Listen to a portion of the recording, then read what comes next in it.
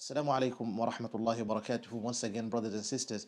Um, the reason why we're kind of combining ajza, it becomes much easier for one to literally relate to the ajza in a very easy manner. The one thing that we need to bear in mind is the fact that the thematic overview of a juz, for example, it might have one certain theme. Aywa. Lakin out of that one theme, there are many other strings of themes that you might find in them, which connects you with the following juz that comes into it. Now, if you look at juz 18 and 19, juz 18 begins with قَدْ أَفْلَحَ الْمُؤْمِنُونَ. The believers, they have succeeded. Whereas in the previous juz, Allah subhanahu wa ta'ala was talking about those who would literally glorify, and they would hold Allah subhanahu wa ta'ala symbols very dear. They would provide them their positions, and they would enact upon them and ensure that they are put into practice. Like in far and beyond, after mentioning all of that and also stirring up our emotions up so that we can wake up from our slumber and all of that, you notice the next thing that's quite important is Allah wants to teach us what is the ultimate success. What does success mean to mankind actually? Because we have different type of definitions today. If you look at the world, how the world has changed, mainly at the moment, especially in the 21st century, majority of us in our cultures or maybe in our households, and according to what we see from many societies out there, success is related to this world in itself, material success. If someone attains more money, they are regarded as successful. The person that literally has more investments, or maybe they have more goods, material on this earth, they're all regarded as means of success. Like in Allah subhanahu wa ta'ala, according to what He provides, it's a total different image of how we determine success in today's day and age. But why does He have to tie success after mentioning something totally different in the previous juz? In the previous juz, Allah talks about qiyamah, and also he stirs up the emotions in our hearts so that we can always turn to Him. And He also glorifies, and He shows that the people that are the ones to attain the best of positions in the hereafter are the ones that understand the meaning of His symbols, and most importantly, they understand Allah subhanahu wa ta'ala. That's why He gave an example at the very end of Surah Al-Hajj. O mankind, an example has been struck. What's quite phenomenal about this verse is the fact that Allah does not say ضَرَبَ اللَّهُ مَثَلًا. Allah has struck an example. Because remember, when He said Ya ayyuhan nas, this is referring to everyone, including the non-believers. And if that is the case, then Allah has to address them according to their understanding, and He doesn't want to include Himself. He would make the doer passive and hidden so that they can pay attention. Now remember, Rasulullah ﷺ is dealing with a very difficult group of people, a very difficult nation, and a very not an understanding type of society. And if you look at them, you end up realizing once they hear Allah, out of their enmity, and also at the same time because they pretended to be deaf, they wouldn't want to hear about that name. And anything that Allah has to offer, they wouldn't really pay attention to it, and it wouldn't mean anything. Like when Allah addressed them in such a way that He did not include His name in the equation, it was for them to literally have something that would provide them a mind-boggling type of thought in them, and end up questioning themselves whether that which they are doing is right or wrong. Allah subhanahu wa ta'ala tells them, ضُرِبَ مَثَلٌ فَاسْتَمِعُوا لَهُ. Basically, Rasulullah is reciting the verses to them. An example has been struck. Now listen to it. إِنَّ الَّذِينَ تَدْعُونَ مِن دُونِ اللَّهِ. Indeed, those whom you invoke other than Allah subhanahu wa ta'ala, لَن يَخْلُقُوا ذُبَابًا وَلَوْ اجْتَمَعُوا لَهُ. They would never, when Allah used lan from adawatun nasb, you notice that this means it's never going to occur, especially when it's provided in the Quran, not the lan of mankind. When we say lan, it's easy for us to change depending on the situation. Perhaps you might say it while we're angry, and we know majority of the times when someone is angry, they will say, I'll never do this for you again, and this is not going to work. And imagine when they do that, what happens next? You feel like it's totally true. Whereas that's not the case. The case is that they are in a very emotional position. The emotions are heightened, and you need the situation to cool down a little bit so that you can deal with the matter mentally rather than dealing with it emotionally. And Allah subhanahu wa ta'ala, however, when He uses lan, He uses it to show that it's never going to happen and it's going to occur. Which means, what did He say? That they are never going to be able to create even the smallest of insects, an example of a fly, and if they collectively come together, they will still not be able to do that. Then he says, وَإِن يَسْلُبْهُمُ الذُّبَابُ شَيْئًا لَا يَسْتَنْقِذُوهُ مِنْهُ. This same type of insect that they will be able to do what? To just randomly patch it together and pretend to bring it up. That's not going to be enough to even safeguard them in whatsoever way. ضَعُفَ الطَّالِبُ وَالْمَطْلُوبُ. The one who is the seeker is weakened, and the one who is the sought, mean basically their gods are the ones who are sought. They are the ones that were called and invoked upon. أَلَيْسَ كَذَلِكَ? They are weak. And the ones who were seeking them, which are the non-believers, they are weak within themselves already. So both of them have no position and no leg to stand on. And then Allah explains, وَمَا قَدَرُ اللَّهَ حَقَّ قَدْرِهِ. And they did not provide Allah His station and position, that which He deserves. إِنَّ اللَّهَ لَقَوِيٌّ aziz. Now remember, when they were doing all this, they literally took a side, and what made them to become like this is because of what? Is because of heedlessness, and they did not want to look into the reality of life, that one day they will pass away, and after passing away, between us and those who have gone, there's just a veil, like literally a veil. If Allah removes the veil and we see exactly what's happening in the Hayat al-Barzakhiyah, each one of us will pay attention dearly, like properly, will be all attentive. That's the fact. But this is not what they wanted, so they did not pay attention to it. But then Allah subhanahu wa ta'ala was quite amazing, is the way that He addresses this issue.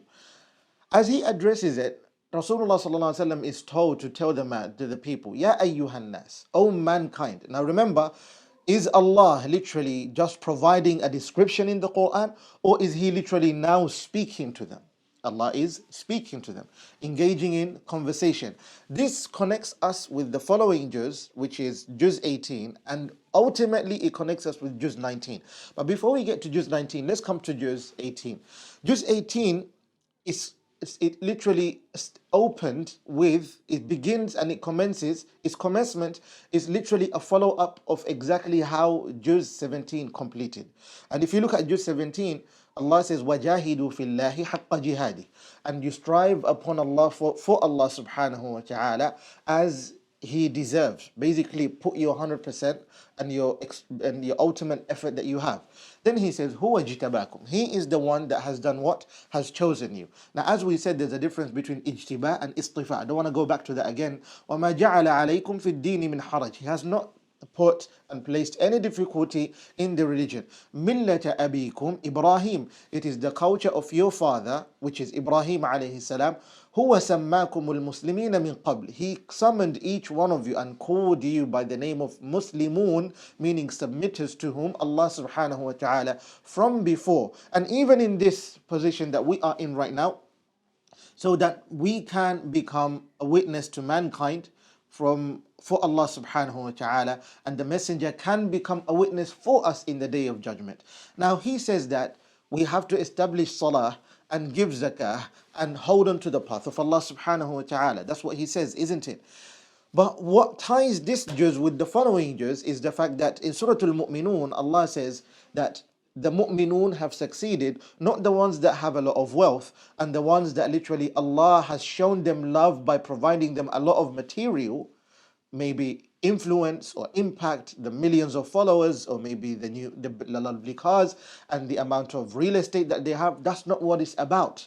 Allah frames success in a very different way than that which we understand today, to a level if one literally looks into it and contemplates into the verses, they realize that little do we have to build for this world, but in fact we have to use this world as a means for the next. That's the reality. Because He says that next, who are the ones who have succeeded? الَّذِينَ هُمْ فِي صَلَاتِهِمْ خَاشِعُونَ. Those whom in their salah, they are what? They are there with sincerity. They are devoted. They are in devotion while in salah. Now when He says this, and He's mentioning it, He doesn't mean those who literally, they provide the rituals of salah. They go up, down, ruku', bowing down, on sujood, sitting down. That's not what it's about. But when they are in salah, they pay attention. And when they pay attention, literally, when you pay attention in salah, this is what you get. Every time you read Ihdina Sirat al-Mustaqim, and this is very common, we say that, right? Why do we ask Allah for the steadfast path? It's because this path that we are on this earth, requires agility, it requires zeal, it requires firmness, and it requires steadfastness. If one does not have that, they would easily slip and fail. And remember, the Sirat, as it is described even in the hereafter, is very thin and very sharp. And if one does not pay attention, they either fall into the hellfire, or the Sirat will literally damage them severely. And you notice that majority of us, how we look at life, when we are hurt and when we literally are struck by a calamity, we end up falling into depression, and we are not ready to let go, and we literally get out of focus on that which Allah subhanahu wa ta'ala wants from us. And from among the many things that Allah wants from us is, when we are in salah, is to pay attention. And that is the ultimate success, because the one who pays attention in salah is the one that literally understood why Allah wants them to establish that salah in the first place. And while they do so, the next thing Allah says, وَالَّذِينَ هُمْ عَنِ اللَّغْوِ مُعْرِضُونَ. That which is meaningless engagement of words. Now imagine, think again.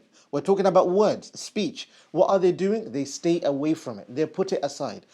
When you're in salah, and you are literally paying attention, and you are devoted to the salah, and you are connected to the salah, you know that the words and the speech that you have in front of you are the speech of Allah subhanahu wa ta'ala. Alaysa kadhalik?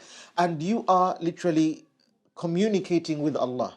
Allah communicates with you through the Quran, and you communicate with Allah through the tasbih that you provide in salah. But far and beyond, you notice that that's the best of conversation one can have, other than the conversation which is worldly and does not provide us any type of benefit. Now, does this mean that when brothers meet and they want to talk and enjoy themselves while they are together, they shouldn't engage in any type of information, or maybe a dialogue, or maybe speech and type of interaction which literally soothes the hearts, reminds them of the good times, not the haram times? The good times that they had together, that's not what it means. Because even the Sahabas at the time of Rasulullah sallallahu alaihi wasallam, after Salatul Subh, after the Adhkar, after Salatul Ishraq, and all of those, they would sometimes sit down and talk about the times that they had even before Islam, and even before the advent of Islam in itself, how life was like, and maybe what are the things that they used to do. And many of our parents do this. When they sit down, they remember their childhood, and they start explaining to us and provide us the tales of what happened in their childhood, what did they do, among the funny things that happened, the most hysterical and hilarious thing that you might ever find in their lives. Lakin what you notice even beyond that, وَالَّذِينَ هُمْ لِلزَّكَاةِ فَاعِلُونَ. Now notice, why does Allah specifically talk about khushu' in salah, but when it comes to zakah, He doesn't talk about purity of the zakah? He specifically talks about fa'il, the one who does the zakah, meaning they give out in zakah. Because every time when it comes to salah, majority of us are only movements and no connection. And when it comes to zakah, majority of us are stingy and no giving. Nobody wants to spread their arm out to give out in zakah. I can give you an example. Some brothers, some sisters, they approach majority of the ai in the masajid, and when it comes to zakah, some might even argue and say that, but if this inventory that I have in my shop at the moment, I have not sold it, how am I to give out in zakah, whereas I only have the profits of the capital? The question is, who makes the law? Is it Allah subhanahu wa ta'ala, or you and I? Plus, what we need to realize is the fact that the percentage of that which we are supposed to give out in charity or in zakah is far smaller compared to what we pay the governments of today. Here in Britain, I don't know about America, or maybe in Canada and other lands, but as far as I understand, let me give you an example. If you go back to East Africa, today, if you import goods, you have to pay in VAT 100% of the amount that you spent on buying the goods. Think about it. I've heard this and I've literally seen it firsthand. People that import cars from the UK and in East Africa, if they bought the car for £20,000, they have to pay £20,000 in VAT. In the UK, you work and you earn a salary, perhaps you make 40,000, but in fact, the government already, from that 40,000, they take 20% out of that, And your national insurance, you get deducted from that. And on top of that, you pay VAT on everything: your toothpaste, your food, your drink, your home, your council tax, and everything else. You have to pay VAT on that. Now, if you literally look at the reality, you end up realizing how much are you paying? You're paying at least 60 to 70% of your income just to the government itself. And the amount you're left with from the 40, you're only left with 10,000. That's the honest truth. But Allah only wants from you 2.5%. Literally just 2.5%. ربع العشر. ربع العشر وربع العشر فيه ما وجب. كما قال ابن عاشر رحمة الله عليه. And only 2.5%, a quarter of the tenth, is what's required by Allah subhanahu wa ta'ala. And still we end up asking if there is a way that we can escape paying zakah. Imagine that. Hence Allah spoke about the perfect type of zakah is not the zakah which is pure alone, but the zakah that is constantly given out for the sake of Allah subhanahu wa ta'ala. The one that does not hesitate to give it out.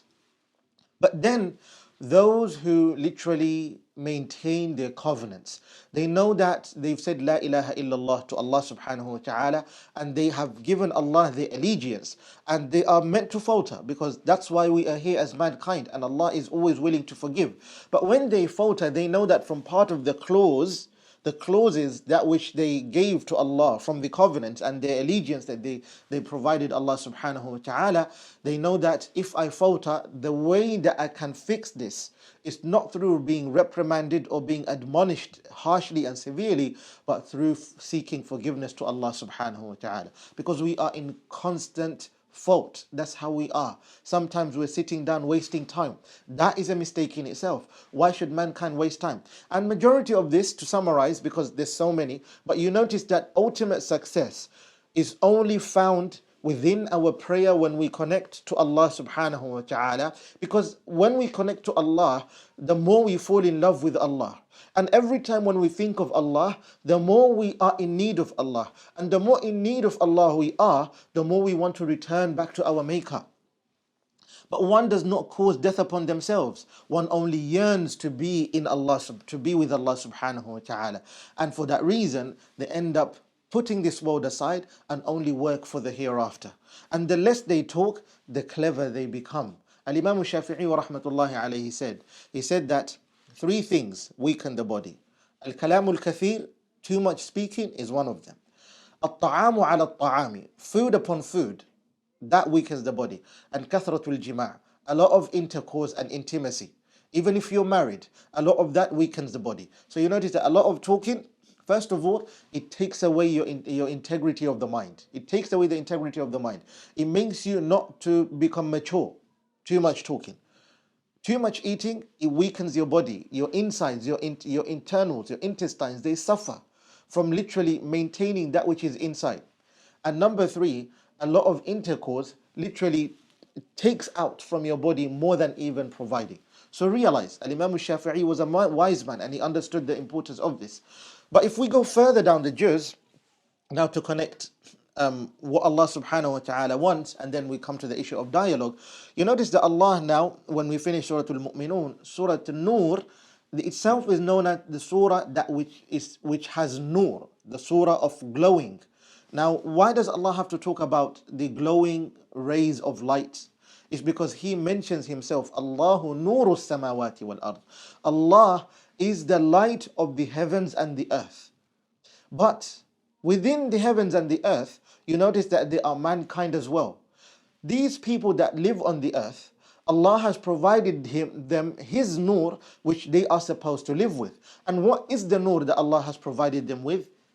Revelation, the Quran, and the commandments of Allah, the orders of Allah, and also the step-by-step process which we need to follow in order to be in the favor of Allah subhanahu wa ta'ala. So when Surah An-Nur started, Allah talks about society at large. And then later on, Allah talks about the individual. Because the individual need to secure their relationship with Allah subhanahu wa ta'ala so that they will be able to serve their community. And does He just talk about how mankind can literally strengthen their community? Not only that, he talks about ways which communities are destroyed and we have to stay away from them. And what are they? You notice that they are still connected to words, speech. When a man speaks, the words literally mean something. And those words can either fix or break or literally strengthen a bond. Bear that in mind. Hence, you find that there's a beautiful narration related to Aisha radiallahu anha. The slander that was falsified upon her and the Sahabi, may Allah subhanahu wa ta'ala have mercy upon them. You notice that this slander caused a lot of havoc in Medina. And he was about to destroy the household of Rasulullah sallallahu alayhi wa sallam. إِنَّ الَّذِينَ جَاءُوا بِالْإِفْكِ عُصْبَةٌ مِّنكُمْ. Remember, our words can destroy a family. Our words can tear apart a society. Our words can literally cause a fight between brothers and sisters. And that's the reality. Hence, you notice that even if you look at Surah Al-Mu'minun, there's a position where Fir'aun himself, he argues against Musa alayhi salam. He says, فَقَالُوا, they said, him and his advisory board of members, board of advisory, board of advisors, what do they say? They said, أَنُؤْمِنُ لِبَشَرِهِ مِثْلِنَا. Are we to believe upon two men beings which literally they are similar to us, وَقَوْمُهُمَا, and their own nation, their own people, لَنَا عَابِدُونَ, they are worshipping us? Remember, this is a dialogue, أَلَيْسَ كَذَلِكَ. Now, even though it sounds very negative and is to be criticized and refuted, but Allah does not yet decide to refute it. Allah is going to leave the refutation for further surah, further chapters that we're going to look into, especially into the next juz, which is juz 19. Now, Allah subhanahu wa ta'ala, after talking about success, we've mentioned how success looks like, isn't it? But one of the ways of success also is maintaining societal ties and not destroying society. Remember what we said? We said that a society is not a society without a nation. And a nation is not a nation without streets. And streets are not streets without homes. And homes are not homes without family. And when you start destroying the foundation of a nation, then the entire nation cripples down, just like a building. If the foundation is weak or destroyed, the entire building will collapse totally and come down to rubble. And a nation ends up becoming like that. Today's day and age, we have fallen we have stooped so low to a level. Let's face this, ikhwat al-kiram, and let's not deny it. This is a fact. Majority of us today, we slander many of our own family members with fornication and adultery, just because you see them perhaps engaging into a conversation with the opposite gender from the same family, cousins with cousins, or maybe a woman with a man, or maybe male and female, and we say that they've dated, they've done this, they've done that. Do you know what the implications are? For a man that literally will come and claim and say that Fulan and Fulan have literally engaged in illegitimate intercourse, they would be told, bring your witnesses. How many witnesses should come forth? Him being one, and another three, and they're supposed to be four. And if they cannot provide another three, and they only provide another two, and they become three, and there's one missing, even if they're saying the truth by seeing the actual deed happening, each one of them are supposed to be lashed 80 lashes. That's how severe the matter is.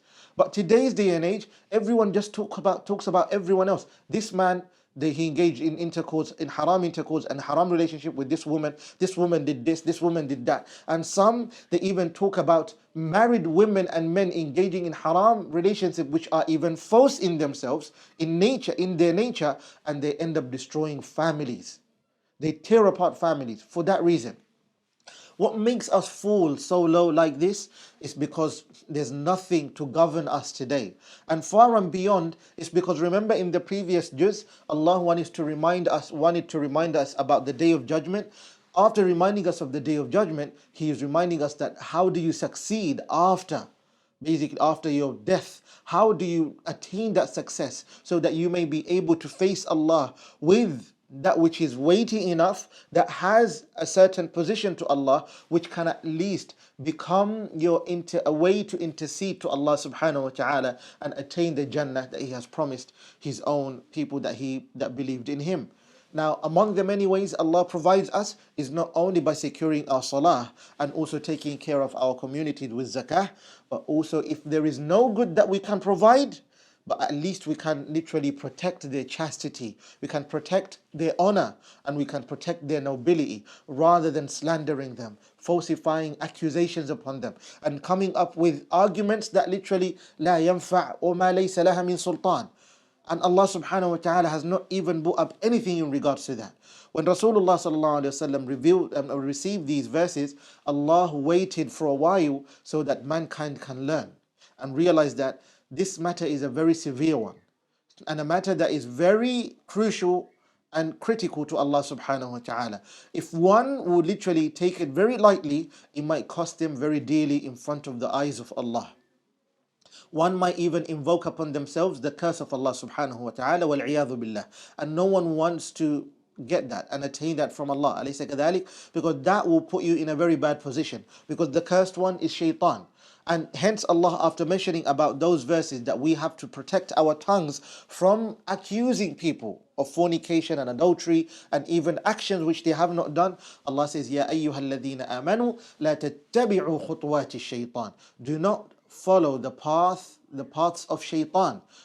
وَمَنْ يَتَّبِعْ خُطُوَاتِ الشَّيْطَانِ, and the one that literally will follow the paths of shaitan, فَإِنَّهُ يَأْمُرُ بِالْفَحْشَاءِ وَالْمُنْكَرِ. Then that person will literally do what? They will command that which is immorality or immoral, and that which is filth, and on top of that they will come with that which is unknown in its nature, because that which is unknown is that which is just made up, established from nowhere. And if you ask that person, where have you bought that from? They don't have any evidence to show for that which they are acting upon.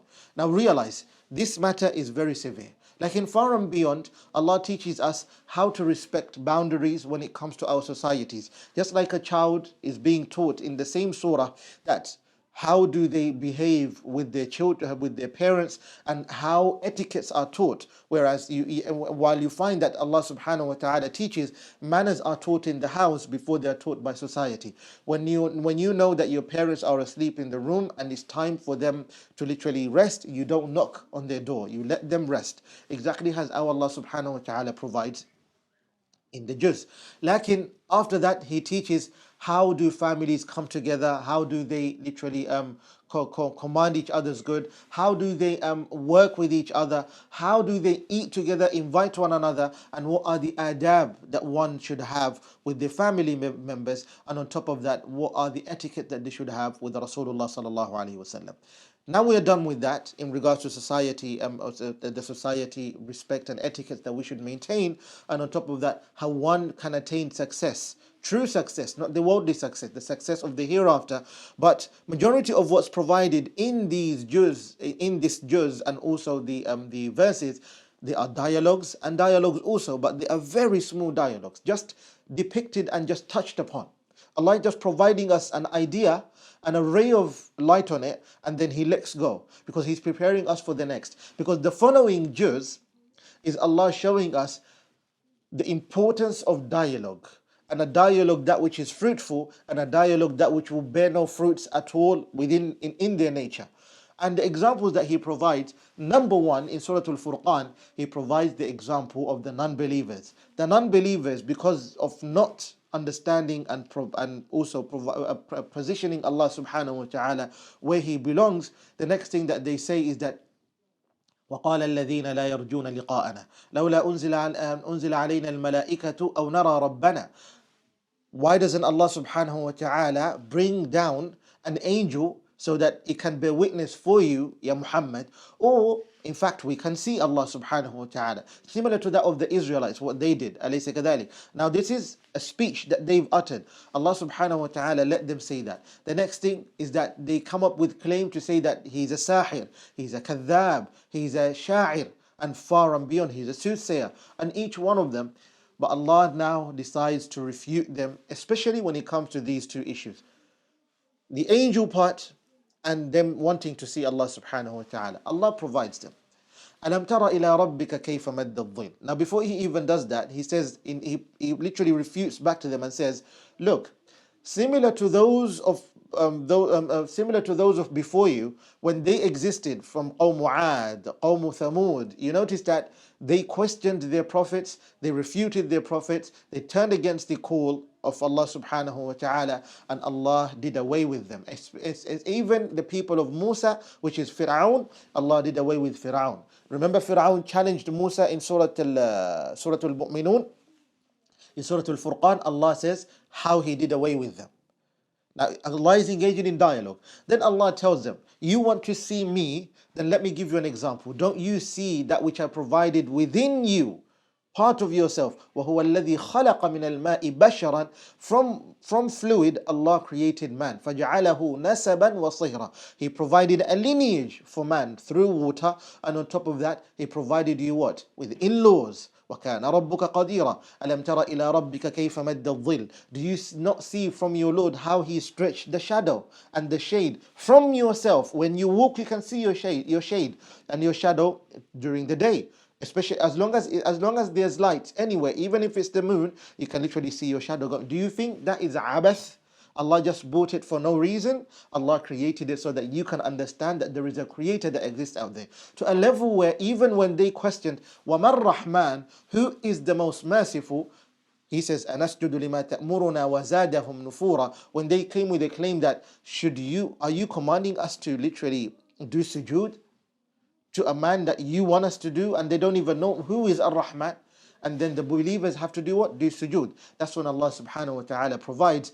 Ar-Rahman is the one whom He has servants who have these type of traits and these type of attributes. If they follow along these traits, then these are the people that Allah subhanahu wa ta'ala regards as His people.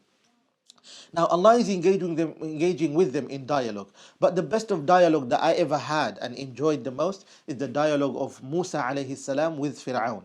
Now Musa alayhi salam, as we said, is mentioned in majority of the places of the Quran, alaysa kadhalik. But every single place that Musa is mentioned is for a specific theme and a specific purpose. Because after Surah Al-Shu'ara, Musa alayhi salam will be mentioned again in Surah Al-Naml. And after Surah Al-Naml, Musa will be mentioned again in Surah Al-Qasas.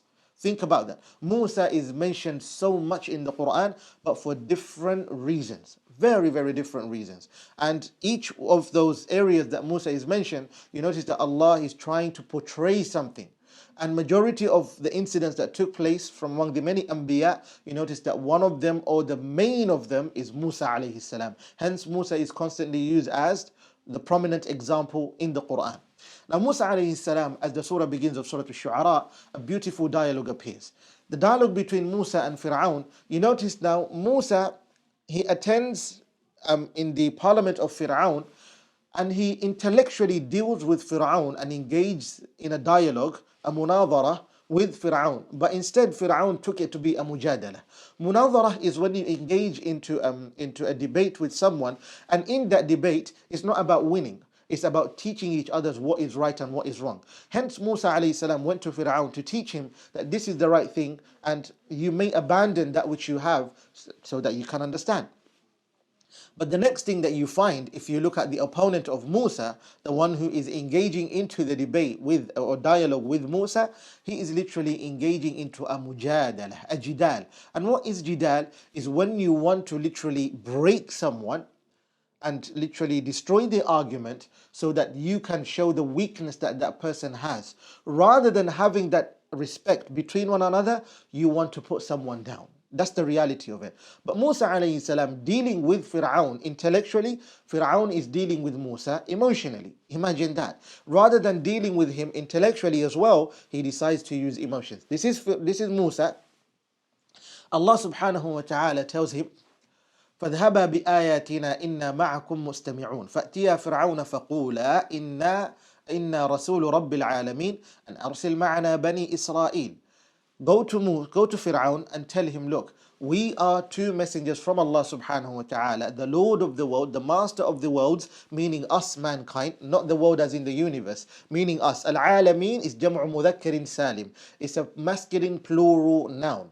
And whenever it's a masculine plural noun, it's used for human beings. لِلْعَاقِلِ لَيْسَ لِغَيْرِ الْعَاقِلِ. For that which has a mind, that which has a brain, and that which has what it processes thoughts. And the only being and creation that does so are mankind that exist on the earth. Now when he says Rasulu Rabbil Alameen, the master of the worlds, meaning us, that the next thing you should do, what you should do is provide to us the Israelites whom you have enslaved, because they don't belong to you. They are ibad of Allah, servants of Allah. We need them so we can guide them and provide them a better life than where they are right now. Because we know Fir'aun enslaved them. أليس كذلك?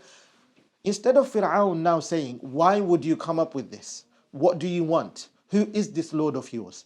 The next thing he says, أَلَمْ نُرَبِّكَ فِينَا وَلِيدًا وَلَبِثْتَ فِينَا مِنْ عُمُرِكَ سِنِينَ. Have we not brought you up when you were very young, between us, and you lived a life with us for about a number of years? وَفَعَلْتَ فَعْلَتَكَ الَّتِي فَعَلْتَ وَأَنْتَ مِنَ الْكَافِرِينَ. And you did that deed of yours, that which you committed, and you are among those who are not grateful. Bear that in mind, O Musa. And the next thing he says, and the next thing now Musa tells Fir'aun is that, yes, I did that, and I am wrong. Of course, yes, I did that. I didn't do it on purpose though. And I ran away from you because you struck fear inside me and you wanted to persecute me. That's the reason why. So I literally ran for my own life. That's the reason why. And the next thing that you need to bear in mind is the fact that even though you're mentioning all of the favors that you've done for me, how are they related to the fact that you are enslaving the Israelites?